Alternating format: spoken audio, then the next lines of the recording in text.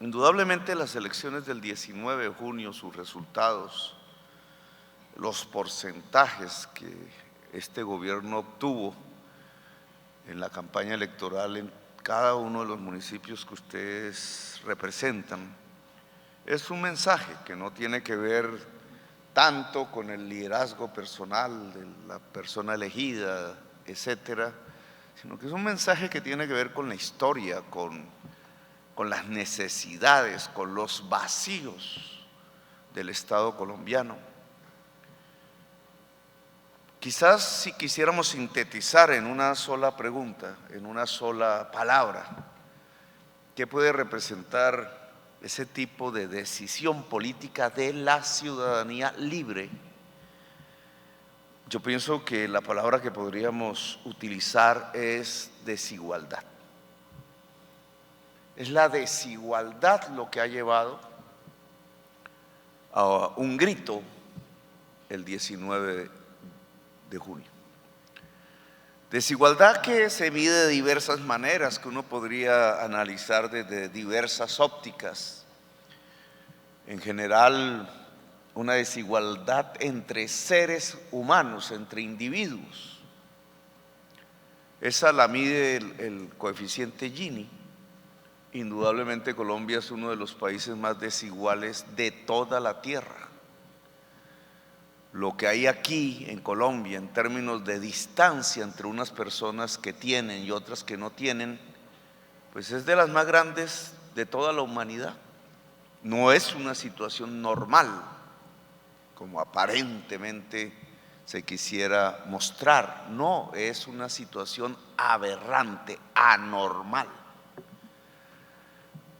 No es este el momento para analizar las causas. Ya habrá y han habido quienes escriben sobre este tema, pero la desigualdad social no es solo entre seres humanos, entre individuos. Ya en la campaña y desde años anteriores apareció el término género. Es que la desigualdad no es solo entre individuos, es entre géneros. Si se mide las riquezas y los ingresos de los hombres respecto a las riquezas y los ingresos de las mujeres. Pero adicionalmente, si uno quisiera poner en un mapa geográfico de Colombia la desigualdad, entonces nos aparece otra variable fundamental. La desigualdad no es solo entre individuos, no es solo entre géneros, la desigualdad es entre regiones. Podría uno hacer una matriz y juegos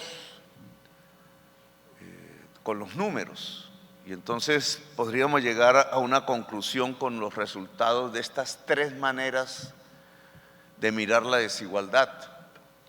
La desigualdad social en Colombia ha hecho que la región más excluida sea la de los individuos, mujeres que habitan el litoral pacífico. La mayor de las desigualdades, el grupo más distante respecto a los que más tienen son las personas, mujeres del litoral pacífico. Y de ahí el voto. De ahí por qué la expresión política que el 19 de junio se mostró. Entonces, ¿cómo corregir la desigualdad? Porque aquí no se trata simplemente de mirar qué es lo que hay, cuáles son los problemas, diagnosticar, sino, bueno, ¿y para dónde vamos entonces? Gracias a esa enorme desigualdad vista desde estas tres perspectivas, se podría ver desde más, es por lo cual en las estadísticas de exportación de cocaína aparece en el primer lugar la región. Y claro, ponen a los militares, a la policía, a la fuerza pública a controlar la situación, pero los militares, la policía no tienen en sí los instrumentos para resolver la desigualdad. Estamos cerrando en la estrategia indudablemente.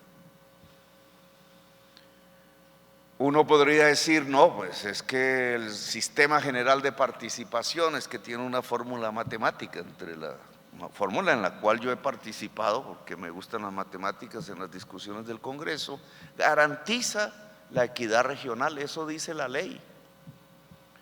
Que la fórmula entonces, al medir necesidades básicas insatisfechas, y aparece otro tipo de indicadores hechos desde Bogotá o desde Nueva York en las Naciones Unidas, entonces al aplicar un porcentaje mayor, automáticamente el flujo de dinero público debería ir garantizando una disminución de las desigualdades regionales. Eso no ha sido así. La ley ha fracasado, la fórmula ha fracasado, las desigualdades son cada vez mayores. ¿Cómo entonces resolver el problema? O antes de hablar de cómo resolverlo, ¿qué es lo que pasa en el sistema político colombiano que no puede resolver el problema de la desigualdad, de disminuirlo, de mitigarlo y por tanto de construir una nación? ¿Por qué otras sociedades con las mismas diversidades que nosotros tenemos pueden ser más igualitarias que nosotros y más ricas que nosotros y muchísimo más pacíficas que nosotros? Pues yo creo que la palabra, si volvemos otra vez a intentar una palabra que resuma el por qué, yo les propondría racismo. Este no es un problema objetivo, no está en la fórmula, no está en el SGP, no está en la naturaleza, no está en los genes, como los fascistas dirían. No, está en un problema político, y es que el litoral pacífico ha sido excluido durante décadas y siglos simplemente porque fue la región a donde llegaron los esclavos que se liberaban a sí mismos de las grandes haciendas del Pacífico también, de la ciudad de Popayán y del valle geográfico del río Cauca.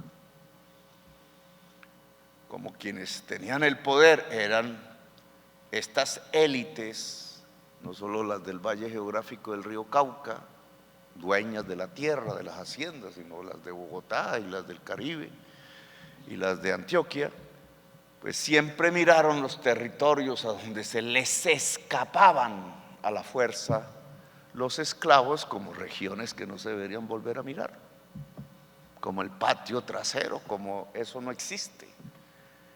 Y tal mirada esclavista, tal mentalidad esclavista se fue perpetuando aun cuando ya no existe la esclavitud.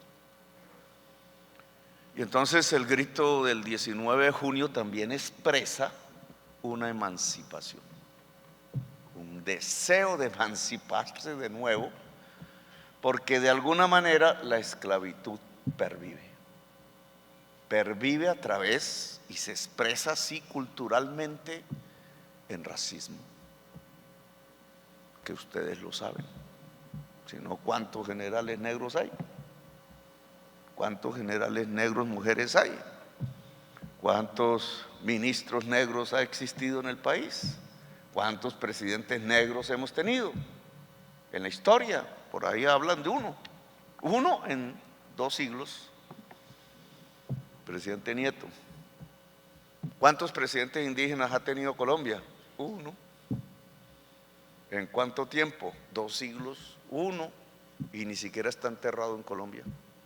Todo un héroe, porque peleó con Bolívar siendo teniente y terminó muriendo fusilado peleando al lado de las fuerzas progresistas de Benito Juárez por allá en 1850 y pico en México, y fue determinante para la liberación definitiva de esclavos en 1850, porque como comandante en jefe del Ejército Libertador, los artesanos insurreccionados de Bogotá le dieron el poder y se convirtió en presidente, y esos hechos allí desencadenaron en la última ley de liberación definitiva de la esclavitud, no sin antes los esclavistas haberlo derrotado militarmente, haberlo expulsado del país, haber por decreto terminado con el ejército libertador, imagínense, y haber negociado con los liberales comerciantes que se podía permitir la libertad de esclavos siempre y cuando el Estado colombiano reconociera que los esclavos eran propiedad privada y que por tanto solo se podían liberar a cambio de una indemnización del Estado a los esclavistas. Esa era la mentalidad. Claro, esa mentalidad explícitamente no es la de los discursos de la Colombia contemporánea, pero la mentalidad en el inconsciente de quienes han tenido el poder en Colombia es la misma. Nosotros estamos aquí entonces para cambiar esto, porque ese es el mandato que se nos ha dado por parte del pueblo, y mayoritariamente por el pueblo del Pacífico.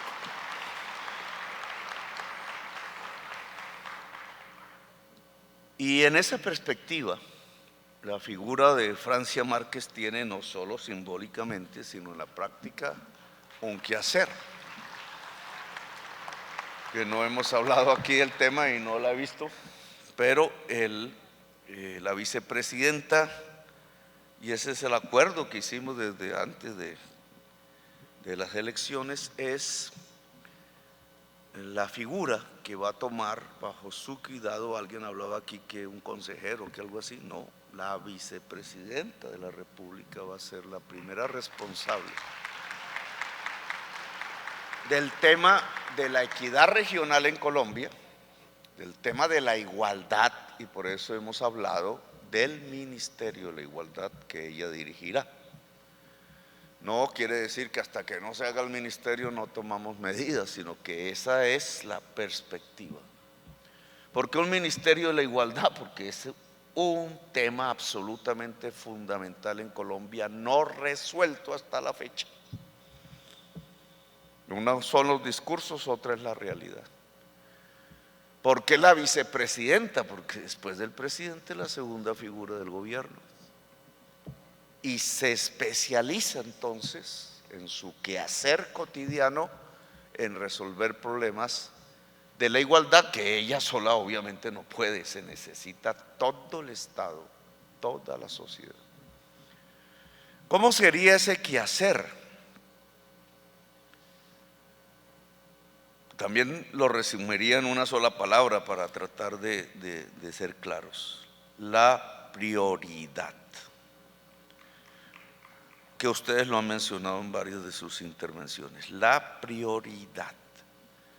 La Constitución lo dice, pero no se le hace caso tampoco. En alguno de sus artículos dice: cuando la sociedad discrimina grupos poblacionales por razones políticas, económicas, culturales, de género, de sexo, etcétera, el Estado privilegia. Eso ordena la Constitución, privilegia. Eso no es lo que se ha aplicado en Colombia después de la aprobación de la Constitución del 91. Entonces, privilegiar, priorizar, los tecnócratas le ponen a eso una palabra más amable, que es discriminación positiva. Siempre hay ahí una forma de construir el lenguaje que lo que hace es que la gente no lo entiende. ¿Qué significa discriminación positiva? Pues privilegiar, poner de primero, lo cual significa que cualquier tipo de inversión pública social en Colombia debe tener primero a la región más pobre del país como objetivo.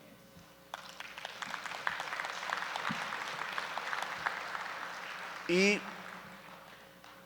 en esto pues podemos abrir una discusión, porque en los últimos 30 años más o menos, la política social neoliberal, porque el neoliberalismo tiene una política social, porque reconoce que el mercado, en el cual cree profundamente, casi religiosamente, casi fundamentalísticamente, reconoce que deja por fuera grupos de población que podrían morir de hambre simplemente si se deja actuar libremente el mercado, que hay ausencias de demanda en el mercado porque hay tanta pobreza que entonces son muy pocos los que demandan. Entonces crea una concepción de política social que tiene que ver con el subsidio a la demanda para que la demanda aparezca en el mercado y se puedan vender productos, y de sostenibilidad de focos de la población los más excluidos por el mercado.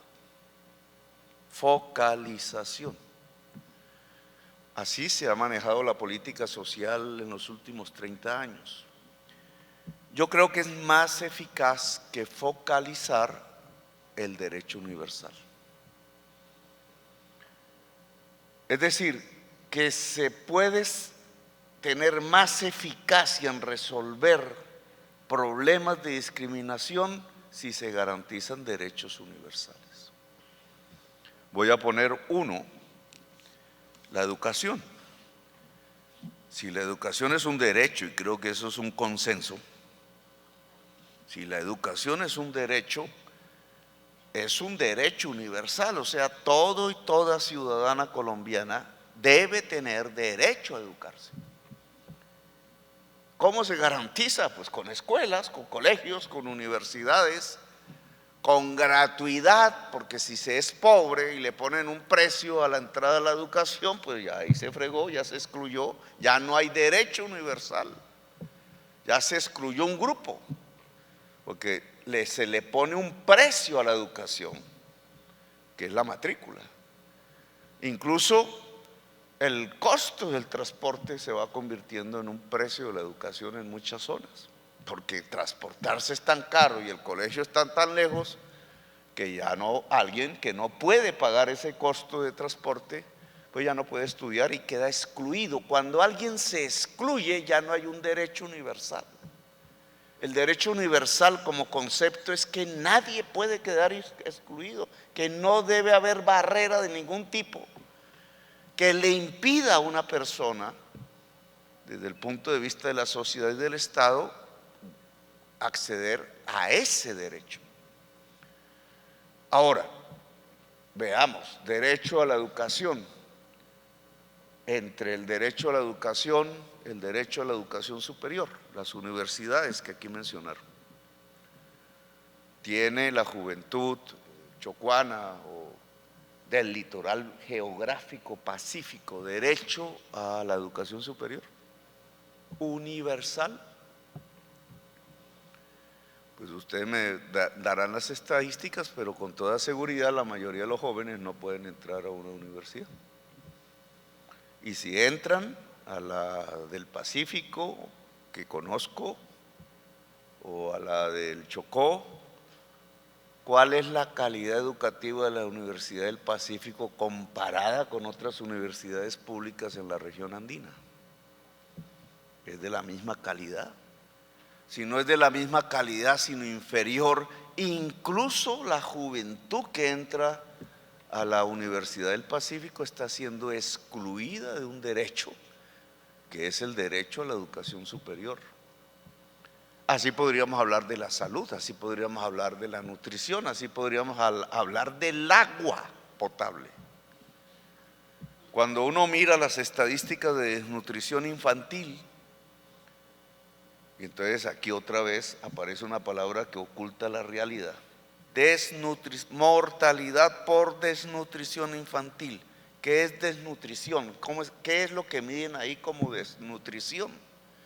Uno dice, no, pues que no come, ¿cierto? No hay los nutrientes.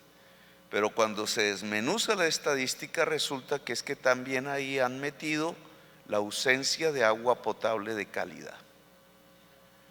Y en el niño y en la niña de primera infancia, cuando no hay agua de calidad, puede haber muerte. La mayor parte de la muerte infantil por desnutrición en Colombia es por mala calidad del agua potable.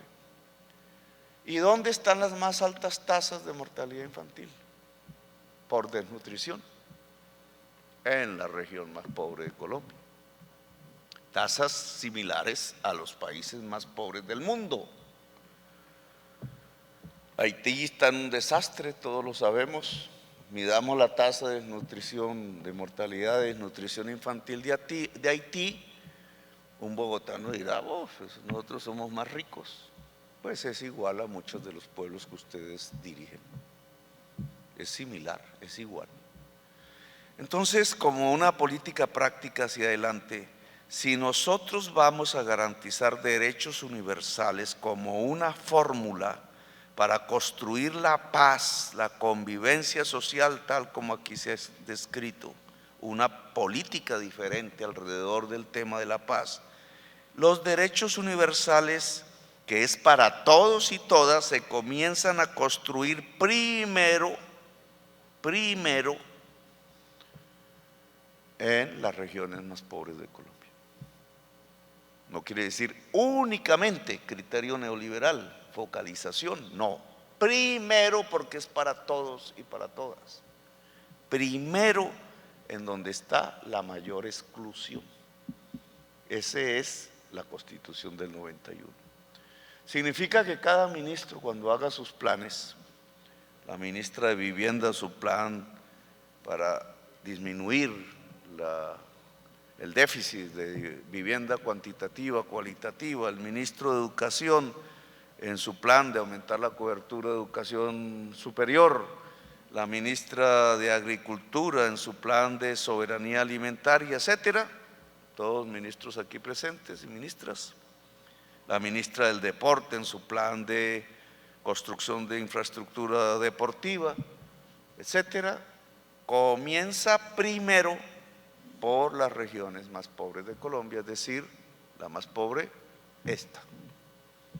Por aquí comienza todo. No termina ahí, pero comienza ahí. De esa manera, es probable, ya lo veremos en las cifras, ya ustedes me lo demandarán si no es cierto, tenemos un mecanismo diferente al SGP que creía que con la fórmula matemática y automáticamente se garantizaba equidad regional. Aquí, con una decisión política que es la expresión de la Constitución del 91 de priorizar la población excluida, podríamos quizás empezar a mostrar estadísticas al final de este gobierno en donde la diferencia regional disminuye. La priorización en las regiones más pobres, que es pagar una deuda, en realidad una deuda social, si lo ponemos en otras palabras, en palabras de Francia, es una especie de indemnización colectiva a uno de los hechos más dantescos de la humanidad, la esclavitud, el forzadamente traer centenares de miles de personas de un continente a otro que ni conocían ni se sabía de su existencia, por unas personas pensando codiciosamente en ganarse no un billete, sino unos gramos de oro. Esta indemnización es un cambio de mentalidad. No es la mentalidad esclavista, es la mentalidad democrática. Y la mentalidad democrática, en mi opinión, es la que puede garantizar la paz en el país. Elevar sustancialmente la cobertura de la educación superior en la región y su calidad. Elevar sustancialmente la cobertura del agua potable y su calidad en el Pacífico colombiano. Elevar sustancialmente las condiciones de salud. En Bogotá ya se desató el debate sobre las EPS. Uy, que van a acabar las EPS, que no sé qué. Que las EPS pueden garantizar en el mercado de la salud una eficiencia. Puede que sí en Bogotá, pero ¿cómo es en el litoral pacífico caucano? ¿Cuántas clínicas privadas hay ahí? ¿Cuánta competencia en la salud para ofrecer servicio de la salud ahí en el Chocó o en Tumaco? ¿Cómo es que se organiza el servicio de salud? Si una persona allá en algún rincón de Andagoya se enferma, o una señora, pues embarazada, por poner un ejemplo, y tiene un problema físico o biológico, etcétera, ¿quién la lleva a un hospital? En Bogotá dirá, no, pues llama a la ambulancia. Sí, allá se puede llamar a la ambulancia.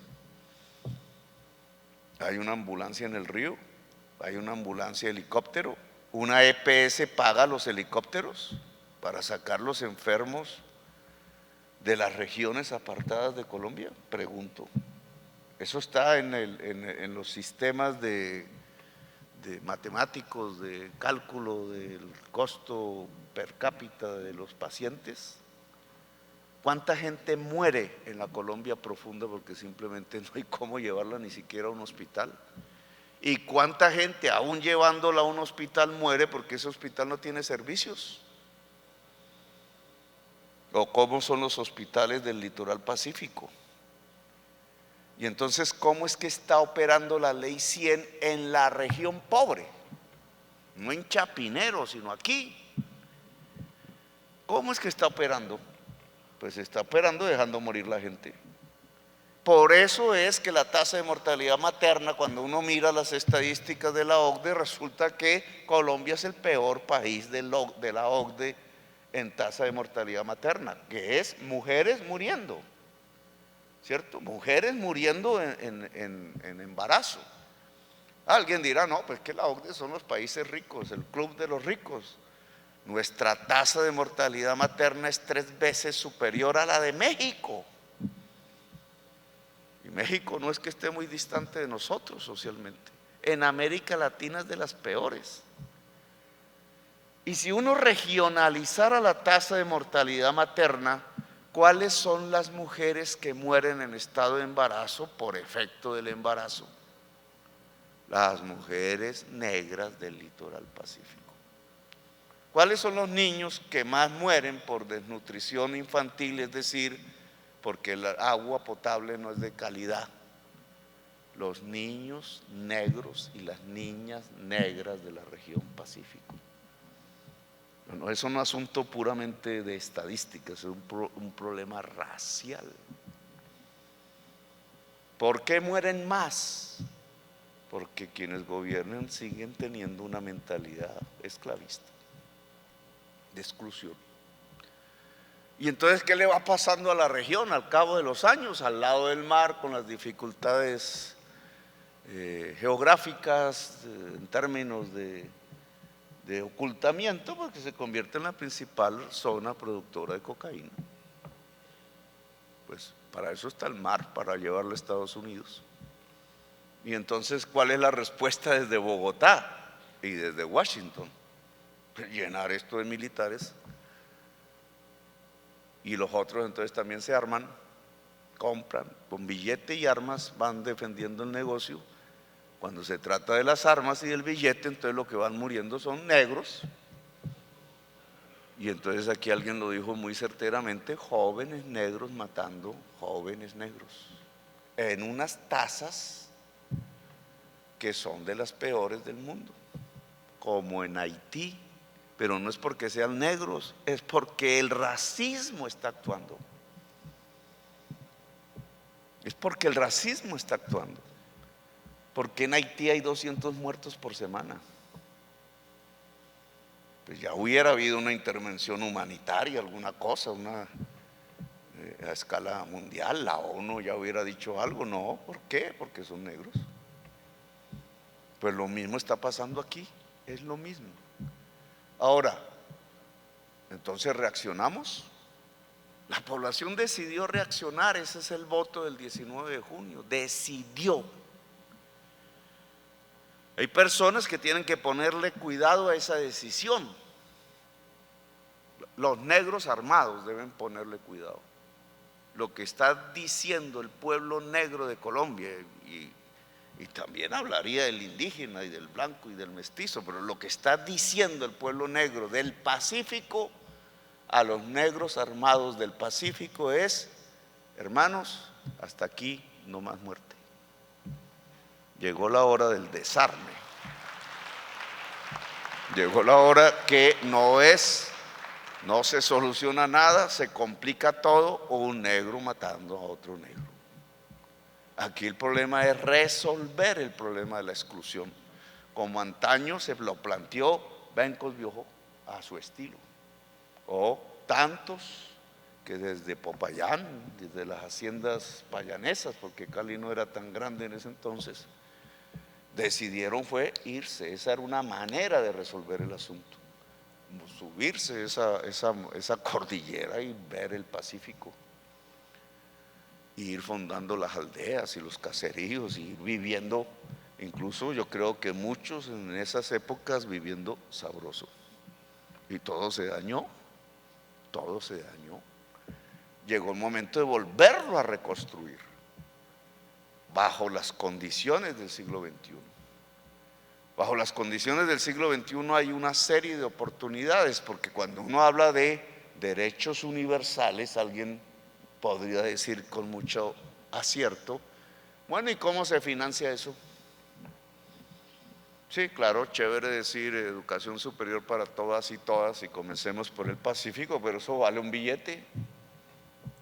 ¿De dónde sale?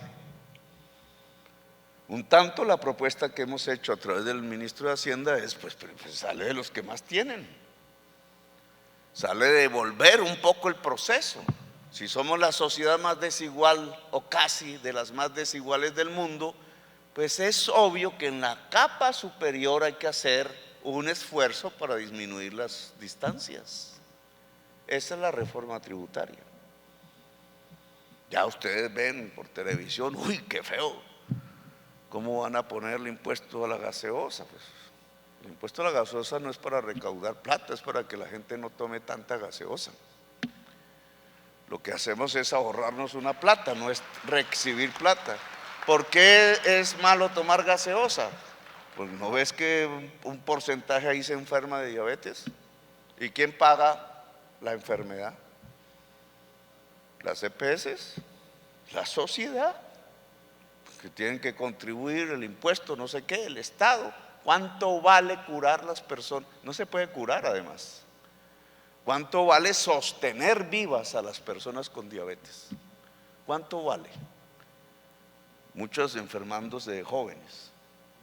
Entonces los que saben y tienen un familiar, porque esta es una de las una de las enfermedades más extendidas en Colombia, saben de qué estamos hablando. Es una enfermedad que si no tiene un control, la persona se muere, degradándose. Eso tiene unos costos. Entonces, chévere tomar gaseosa y los costos los asume el Estado y la sociedad. Eso no puede ser así. Pero no es el problema solo la gaseosa. ¿Por qué? Si la riqueza de este país, de lo que ha vivido en los últimos 40 años, es del carbón y del petróleo, exportando, y eso tiene unos propietarios, una parte es el Estado, otras unas grandes empresas multinacionales. ¿Por qué si los precios se suben y aumenta la rentabilidad, y si el petróleo es de Colombia y el carbón es propiedad colombiana, no privada, por qué no podemos coger un pedazo de esa plata para llevar el agua potable al litoral pacífico? Eso es lo que estamos planteando. ¿Por qué no podemos coger una parte de esos dineros a través del impuesto de ley para que la educación superior sea un derecho universal, para disminuir la tasa de mortalidad materna, para poner médicos y las lanchas y los helicópteros que las EPS no ponen, para que una persona que se esté enfermando en un lugar recóndito del litoral pacífico pueda ser llevado a un hospital, para que ese hospital tenga unos servicios que ofrecer, para financiar eso? Es decir, para que haya más vida, para que haya un mejor vivir, para que haya una calidad de vida, para que disminuya las condiciones de la desigualdad social, de género y territorial de Colombia. La reforma agraria, la reforma tributaria, la priorización en las regiones más pobres del país, en el mapa de la pobreza del país, pensando en derechos universales, no simplemente en focalizar, pueden ser los instrumentos que nos permitan, es lo que vamos a aprobar, disminuir la desigualdad en Colombia y construir mejores condiciones entonces de equidad y por tanto de paz. A ese joven armado entonces le decimos: desármese, ¿para qué? Para vivir mejor en la región, no para vivir en la pobreza que él sabe que existe en la región, sino para que con nosotros nos ayude a construir unas condiciones de mejor vida en la región, que sea un constructor de vida y de igualdad y no un constructor de muerte. Y entonces se va a acabar la cocaína, dirá alguien. Se va a acabar una manera de enfrentar la cocaína. La manera de enfrentar la cocaína no es con fusiles. La manera de enfrentar la cocaína es con igualdad social, con prosperidad social, con las oportunidades de la vida. El joven sabe que se puede ganar un billete si acepta el fusil, pero porque no tiene nada en el otro lado. No hay nada. No hay universidad, no hay colegio, no hay trabajo, no hay posibilidad productiva. El joven sabe que entonces sí le pueden dar un billete por un fusil, si lo carga, pero que aquí podría tener un título universitario de médico y podría vivir de médico, porque el Estado lo garantiza. ¿Qué prefiere? Algunos quizás todavía el fusil, pero estoy absolutamente convencido que muchos y muchas dirían: oiga, Petro, yo quiero ser médico, yo quiero ser científico, yo quiero ver si es cierto que eso de la bioeconomía, yo quiero ver que el Pacífico colombiano, y termino aquí, el Pacífico litoral, geográficamente hablando, colombiano, deje de ser la única zona litoral del Océano Pacífico en todo el planeta Tierra pobre. Alaska, Seattle, California, imagínense, California, Jalisco, y llegan entonces a América del Sur, y ahí está la Gran Chile, las mejores ciudades del Perú, Lima, y cojan a Ecuador, que es el vecino. ¿Cuál es la mejor ciudad de Ecuador? Guayaquil. ¿Y dónde está? Pacífico. Y entonces, ¿por qué razón el único pedacito de todo el litoral pacífico pobre, repobre, es el colombiano? Porque es donde habitan los negros. ¿Por qué? Porque los negros en sí mismos traen la pobreza. No, porque los que gobiernan en Colombia son los herederos de los esclavistas. Pues en este momento pues llegó una oportunidad política, y es que ahora los que gobiernan a Colombia son los herederos de los esclavos. Entonces cambiemos esto de verdad. El tema de la paz, por tanto, y del diálogo regional, el diálogo regional es para incidir en la ley del plan de desarrollo. Por eso se llama vinculante. Es para entrar a la ley de inversiones del plan de desarrollo en los próximos 4 años. Los alcaldes y las alcaldesas aquí tienen un papel, que son parte, digamos, y constructores del diálogo regional, donde queremos que entren todos y todas. La sociedad conflictiva en el norte del Cauca, ¿sí? Los señores de la caña, tanto los que usan la tierra como los propietarios que son afros, como los indígenas que entonces quieren tierra, para ver si es posible una salida concertada que no termine a través de la violencia agudizando las relaciones en el norte del Cauca. Si queremos que los alcaldes que están allá en la zona de los Andes, de donde se produce marihuana, Corinto, Miranda, etcétera, hagan el diálogo regional, hablemos. ¿Qué pasa si se legaliza el cannabis en Colombia sin licencias? Como sembrar maíz, como sembrar papa, y vemos a ver si se exporta eso y nos ganamos unos dólares, porque en media parte de la humanidad es legal. ¿Qué? ¿Va a ser la multinacional canadiense la que se quede con los dólares y haga las plantaciones de cannabis, o van a ser los campesinos de cannabis del Cauca? Porque no pueden. ¿Qué? Y entonces si vamos a legalizar el cannabis, ¿vamos a mantener toda esa gente presa en las cárceles hacinadas? ¿O llegó un momento de soltar mucha gente de las cárceles simplemente porque se les criminalizó por algo que en buena parte de los Estados Unidos es legal, que es el cannabis, de todas las formas como lo utilizan? Que veamos en el litoral pacífico, reunamos la gente, incluso que lleguen desarmados los que están armados. Nos vamos a matar en el Pacífico, en la región más pobre del litoral pacífico del mundo. ¿O no hay una oportunidad muchísimo más rentable de ligar a Buenaventura y Tumaco en manos de su población, no en manos de otros, con China, con Japón? ¿O qué nos distancia? ¿Acaso el vecino de Buenaventura no es Japón?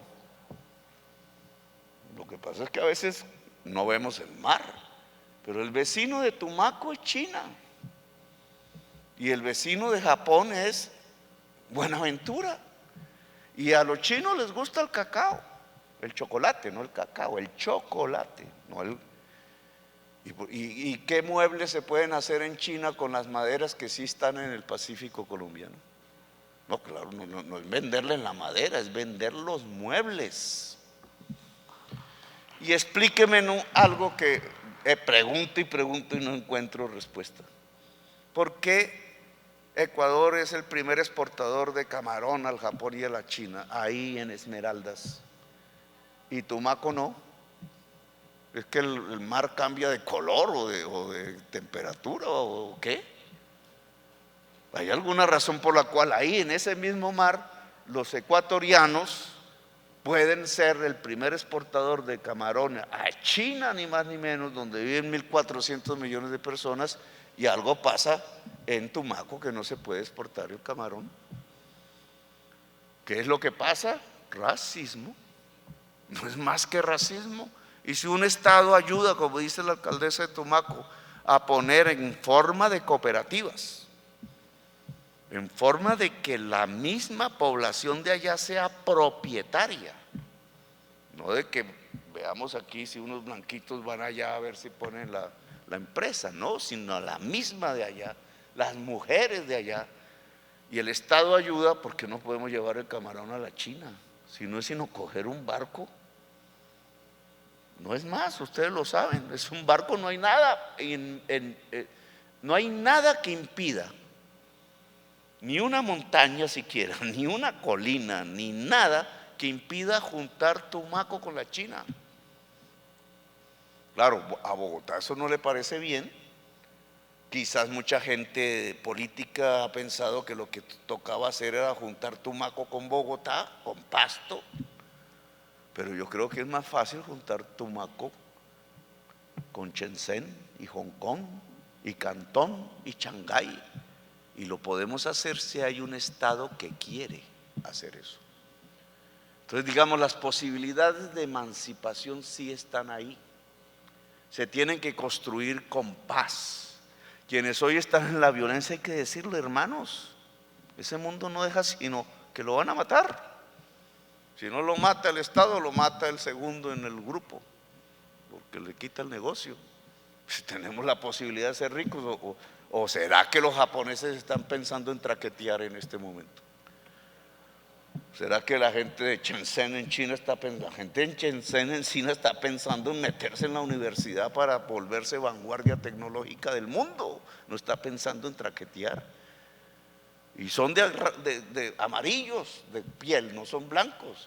Eso no está en la piel, no está en el color, no está en la etnia, no está en la cultura, está simplemente en el cerebro.